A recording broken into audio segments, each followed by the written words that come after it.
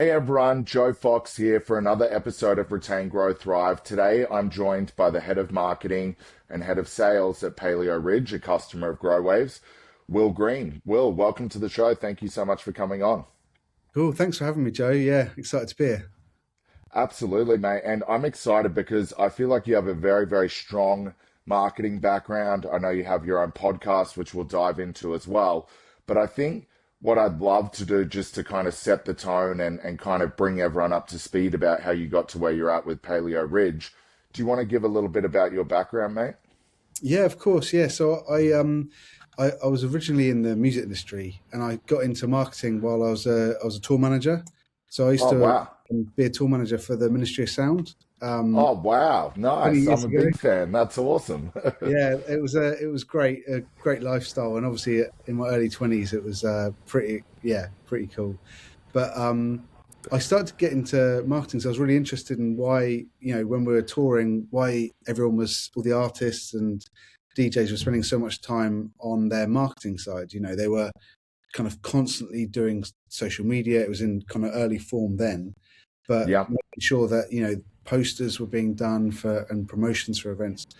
And you spend a lot of time with artists when in that situation, and I just wanted to be able to help, so I started doing my own research and ended up studying a master's in marketing, which then I decided to take a step out of the music industry and have a career in marketing. So I went through lots of different industries, including like charities I worked for, the paper industry, very, very high end retail, a lot of different areas, and ended up in dog food, which is where I am now.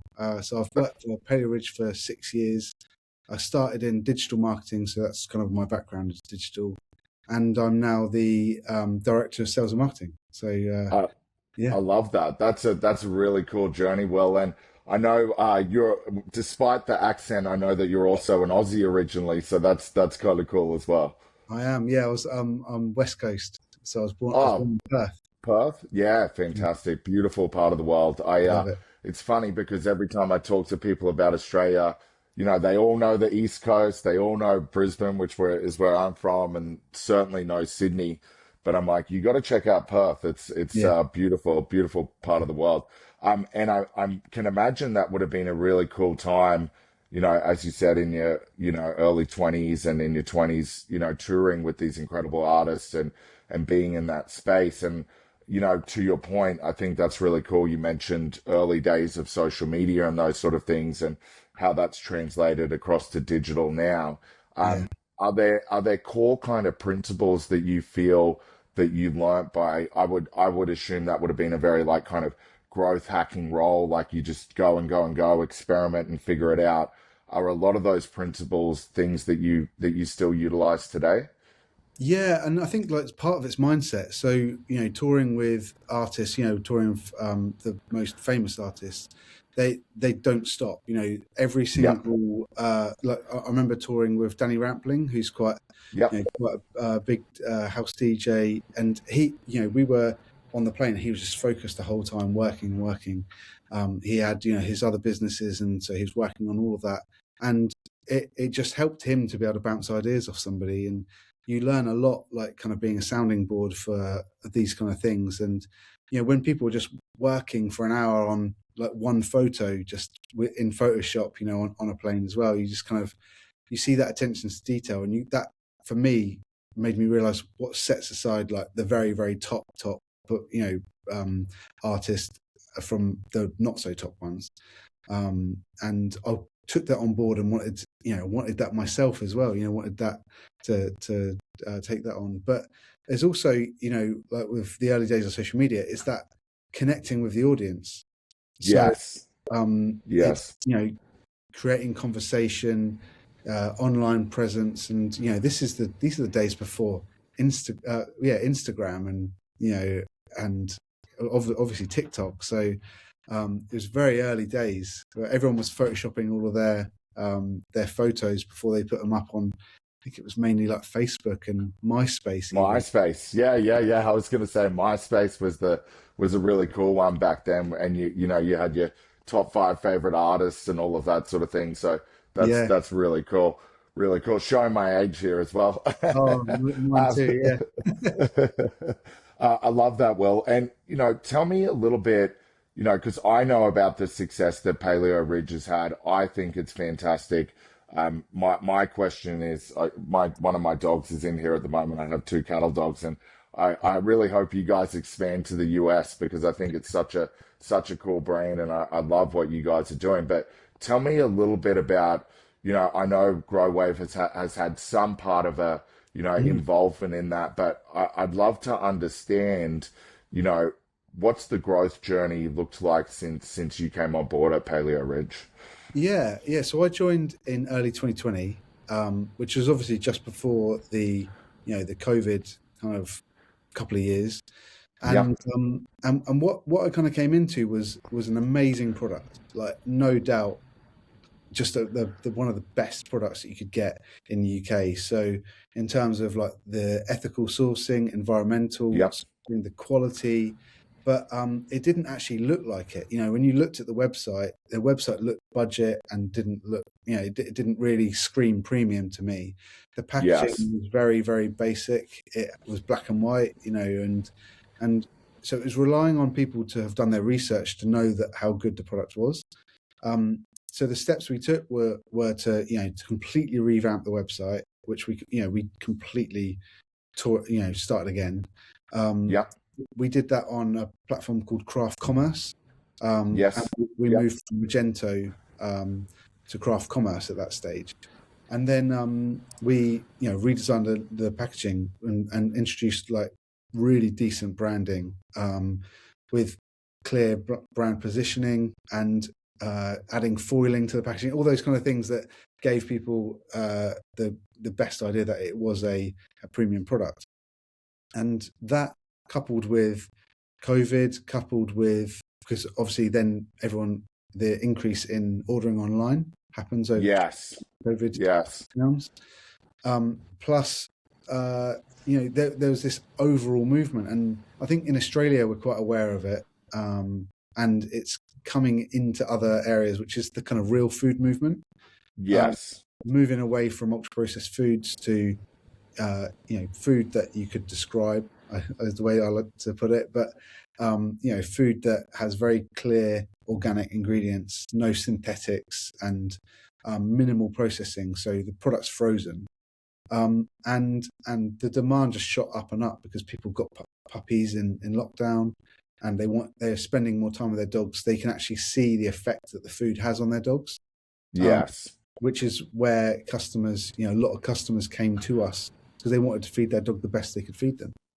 Yes, yeah, I love that. And I think, to that point, it's like for someone such as yourself who's a master at marketing, being able to come into something where there's a really good product already in place and then just figure out how to translate that better to, the audience and those sorts of things is really, really powerful. And, I think to your point, the real food movement is real. I mean, I'm an Australian who moved to the US, and I very much struggle a lot with the ingredients that are written on half of the things that I try not to eat. But yeah, it's a very interesting space. And to that point, I think the even the US, I think we're seeing a bit of a kind of movement towards that, very much human wise, but starting to see a bit of that, kind of pick up with the pet food space. And I, like I said, I really hope you guys expand here and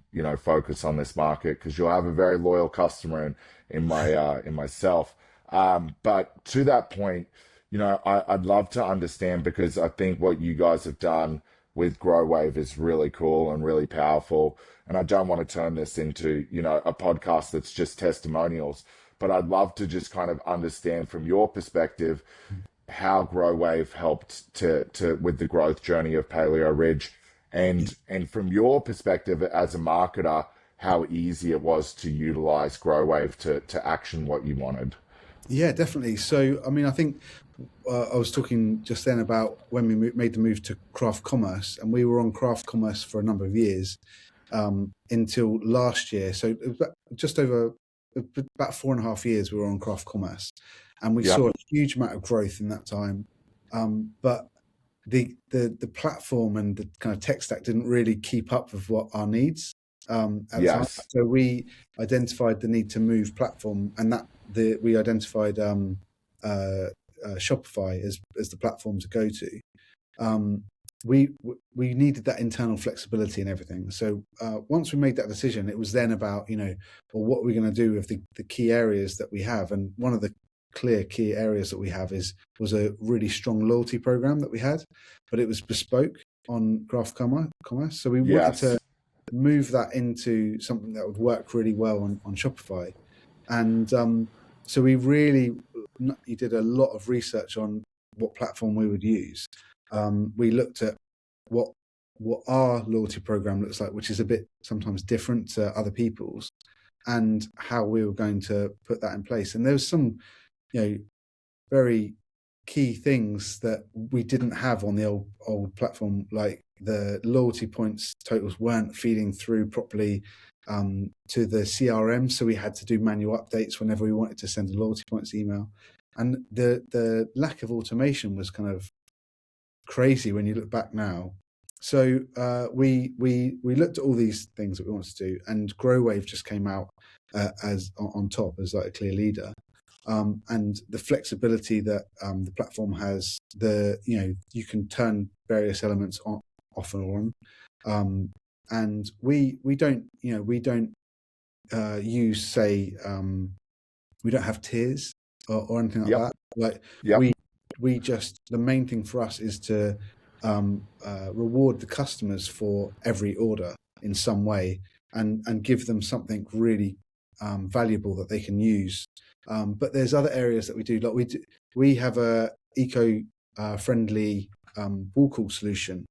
Yep. It's like an insulator because it's a frozen product, and we want to reward customers for returning it so that we can reuse it. So that some of those complications a lot of the other platforms couldn't cope with, but Growwave could. So that's why we chose platform.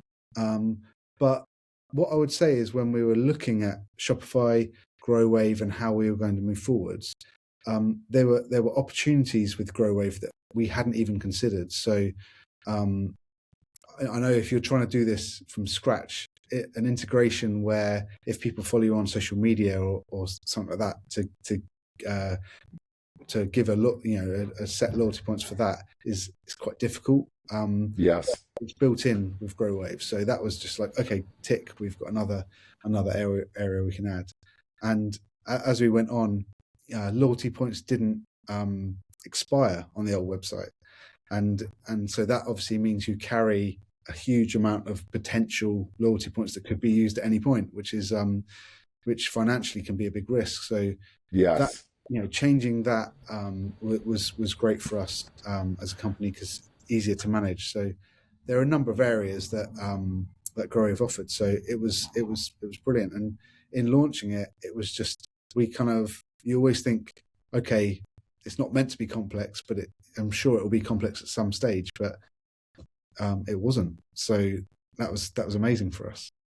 I love to hear that, Will. And I'm really glad you touched on the expiring of the points, because I haven't had a guest bring that up, but I personally think that's so important, because you can imagine it's almost like you're accumulating all of this debt in a way, isn't it? Like Yeah. you're accumulating this debt in product that eventually you're going to have to give out. So I really like that you address that, because I think that's really important. And the other thing that I love to hear, Will, is, not all marketers fully harness the power of Growwave. And I really like the fact that you guys, are rewarding customers for doing the right thing with the eco packaging, because the eco packaging is a big part of your selling point. It's a big part of the brand. It's a big part of the brand kind of identity, and being able to reward customers for honoring that ties them so much more in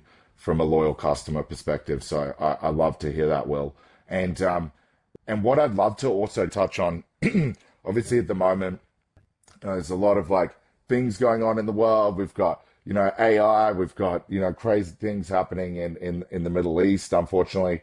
And, I know that tariffs are still kind of like a thing for some businesses, but all in all, there's a lot of, kind of different things going on in the market, a lot of change. And sometimes that means a lot of uncertainty. And Mm. sometimes people are, not spending as much as they, potentially would. I'd love to dive in because I know that subscription is quite a large part of your business. So I'd love to kind of dive in around some of for the audience that are listening that might be thinking of doing subscription, or they already have subscription but it's not performing as they like it to. Is there a couple of quick pointers or light bulb moments you had with subscriptions that really made a difference? Yeah, I mean, subscriptions, if you look at our journey with subscriptions, we launched 3 years ago, or just over 3 years ago, our subscription offering, and that was on craft commerce. And it was a struggle, to be honest, because craft commerce is like a platform that you have to do a lot of bespoke development with, Yes. whereas Yeah. it's the antithesis of a platform like Shopify, where you actually have that everything at your fingertips, really. Yes. Mm. Yeah. So when we were looking at, again, and I guess to be completely transparent, tech stack was a new term for me a year and a half ago. Yep. Yep. Because everything was on one platform. So when we were looking at the tech stack for Shopify, we were then having to look at, okay, which area of which app is going to integrate with another one. So we started Yes. to look at how the ecosystem would look, what would integrate with what. And that's one of the reasons why, with Growave, we use App Store subscriptions. Hmm. So it Yep. was really Yep. important that they worked together, and that they both worked with Klaviyo as well, the email Yes. system, to make sure Yep. that everything kind of fed into each other, which is what we've got. And then obviously you can kind of connect them all, and things just work, which is, I think, not to be taken for granted, I think. Yeah. Totally. Totally. Yeah. That's the It's kind first of thing. refreshing. Yeah. Yeah. Yeah, I So feel like we're I used to have an agency in Australia and we built a lot of sites on WooCommerce, and yeah. we did some Adobe stuff and some Magento, and we've even done some Salesforce stuff, and we did a bit of everything. And I always thank myself for making the move into the Shopify ecosystem, because I Mm. think, for one, it's such a really cool supportive community. So Yeah. not just for merchants, but also for all of us on the tech stack side. We really all like to work together to make the best product and to help the most customers. So Mm. like you touched on the Klaviyo side of things, it's really cool for you to know we've got some even deeper integrations coming with Klaviyo, that will actually like make your life easier and make things better for you as well. So I think that's one really cool thing that not everyone may know about the Shopify ecosystem is like, yes, we're all working to make the tech stack as good as possible from a Shopify perspective, but then we're also all kind of working behind the scenes together to Yeah. integrate our products better for the merchants or Yeah. our customers. So it's really cool, and in turn, it creates a much better experience. Not just for such as yourself, merchants managing that side of things, but also the end customer gets a smoother flow of a shopping experience. So Yeah. I really love that. Yeah. And it's nice to hear that from you too, because I'm well aware of craft commerce and aware of a couple of the other platforms as well. Mm. So Yeah. that's cool. And so, Will, I think I'd love to also, kind of we were talking about some of the things that are happening, in the market and all of those sorts of things. What are your core focuses at the moment for Paleo Ridge? Yeah. Well, subscription is definitely one of them, because I think, well, one of the things that a couple of years ago, I studied an MBA, and I did a Yep. lot of research into, consumer behavior, and really the way, that consumers like to buy products, especially dog food. And Yes. a lot of that was on the influences and stuff of why people buy certain foods. But the most useful thing was about how people actually like to buy. And raw dog food tends to, a lot of people will go to raw dog food because they have an issue with ultra processed food, their dog's Yep. not very well, is unwell or whatever, and that stops that kind of buying habit that they have before. And when it stops that habit, they then look for a new brand or a new type of product or whatever it may be. And often that's how they come to raw dog food, because they do their research about what is going to be actually appropriate to feed to the dog.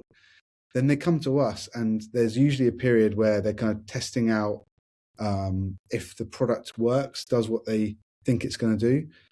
So they don't necessarily want to subscribe at that point.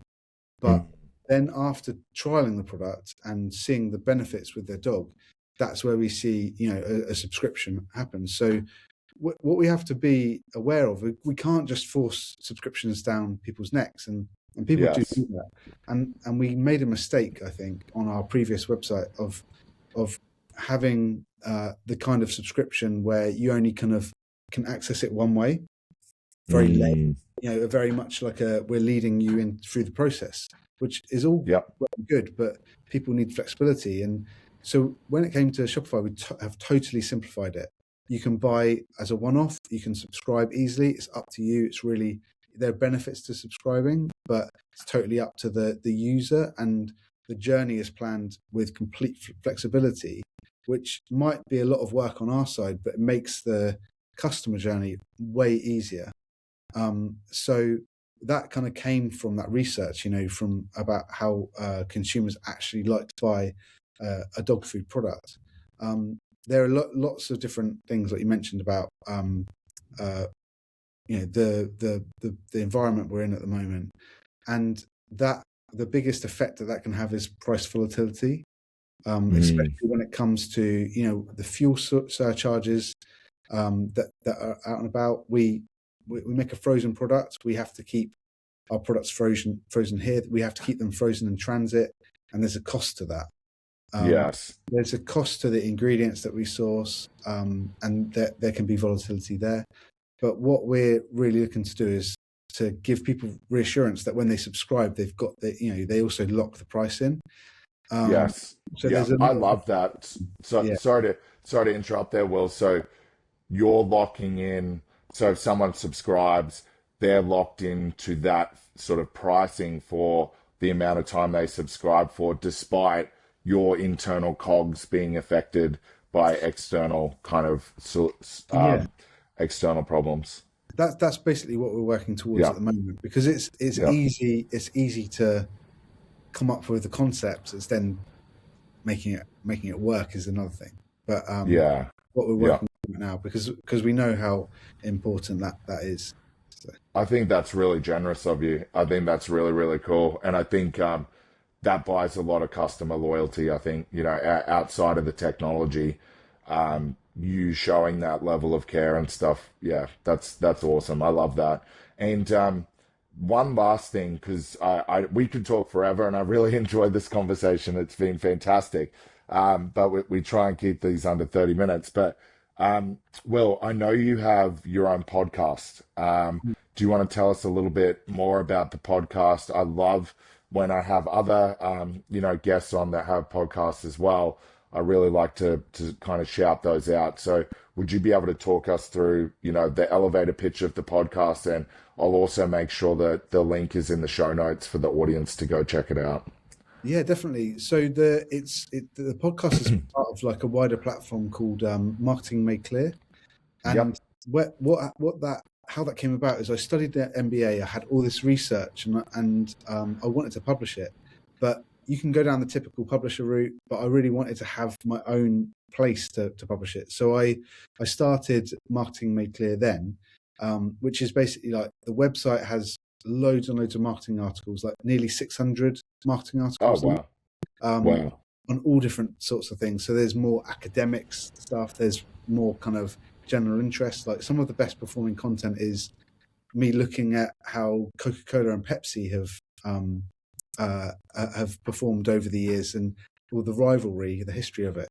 But then there's other areas which are a bit more, they try and take an academic concept and make it a little bit easier to understand. Thus the name Marketing Made Clear. And on the podcast, we go into deep dives of certain areas. I did one about the dogs as an extension of ourselves. It's basically Oh, nice. psychological concept of us buying for our dogs and how we take our own views and kind of project them onto dogs when we're actually purchasing for them, which I think is an area that I've been like fascinated by. But it draws back to earlier things like how we've always said, dogs look at their owners, or own Hmm. the Hmm. dog, whichever way around you want to put it. But yeah, it draws on a few different concepts. So I do a bit, try and make it a little bit fun, because some of the topics can be a lot to get your head around. So yeah, I love that. And I think that's so cool to be able to make that, accessible and easy to understand. And I love the name as well as a fellow marketer. That's awesome. And to touch on that point, just as a funny side note, is what you were saying about projecting onto your dogs as owners. So my dog that's in here now, or I've got two, but they're both cattle dogs. This one's a red cattle dog. I brought him over from Australia with me, and I did feed him a majority raw diet. He has about a 50-50 diet now. And I used to eat a lot of kangaroo in Australia because it's really high protein, it's free range, it's organic. yeah, But then also, so did he, because it's free range, because it's organic and it's high in protein. So yeah. I guess I fit the mold on that article perfectly. Yeah, yeah, definitely. Well, the other thing is, way before all, even when before I was in the music industry, I spent a couple of years back in Australia with my family, and I did a few months up in a cattle ranch in Oh, the Kimberley, wow. yeah.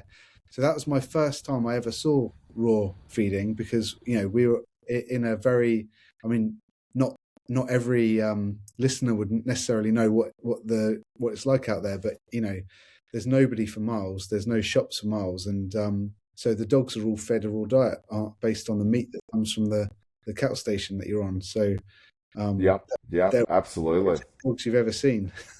Yeah, yeah, yeah. They're all buff, look like they've been in the gym. But yeah, no, that's awesome. No, and I mean, I haven't been up to the Kimberley, but yeah, it's just I've heard amazing things. Like Yeah, apparently the yeah, stars and everything like that out there are just second to none. But the yeah, closest I've done something to like that in the outback is Longreach in far north Queensland, and that's very out there as well. But I don't think quite as remote as the Kimberleys. But yeah. Yeah, yeah, good part of the world, Australia, that's for sure. yeah. Excellent. Well, Will, look, thank you so much for coming on the podcast. I really, really, really enjoyed having you on. I know the audience would have got a ton of value here. I think there's some incredible, points that merchants themselves can pick up, but also fellow marketers from agencies and those sorts of things as well. And so, if you're in the UK, please make sure you go check out Paleo Ridge. I'll make sure the website links in the show notes. Beautiful website. If you've got a dog and you care about them, you should definitely be feeding them raw. So please check that out. If you're a marketer and you're looking to break down some of the complex things around marketing and a lot of these academia posts and those sorts of things, also make sure you check out Will's podcast and platform, Marketing Made Easy. Will, thank you so much for coming on. Really appreciate it. Appreciate the kind words about Growave, and look forward to keeping in touch. And thank you for your time.